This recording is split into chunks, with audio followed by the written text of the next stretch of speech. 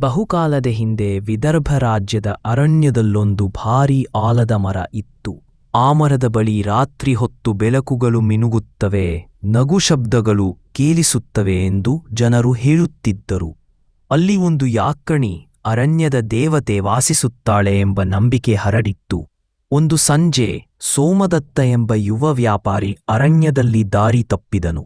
ರಾತ್ರಿ ಕತ್ತಲೆ ಆವರಿಸಿಕೊಂಡಿತು. ಆತ ಆ ದೊಡ್ಡ ಆಲದ ಮರದ ಕೆಳಗೆ ಆಶ್ರಯ ಪಡೆದನು. ಭಯದಿಂದ ಕಂಗೆಟ್ಟ ಅವನು ದೇವರನ್ನ ಪ್ರಾರ್ಥಿಸಿದ. ಅಷ್ಟರಲ್ಲಿ ಮೃದುವಾದ ಸ್ತ್ರೀಸ್ವರ ಕೇಳಿಸಿತು. ಭಯಪಡಬೇಡ ಪ್ರಯಾಣಿಕ, ನನ್ನ ಮರದ ನೆರಳಿನಲ್ಲಿ ನೀನು ಸುರಕ್ಷಿತನಾಗಿದ್ದೀಯ. ಸೋಮದತ್ತ ತಲೆ ಎತ್ತಿ ನೋಡಿದಾಗ ಅವನ ಮುಂದೆ ಅದ್ಭುತ ಸೌಂದರ್ಯದ ಮಹಿಳೆ ನಿಂತಿದ್ದಳು.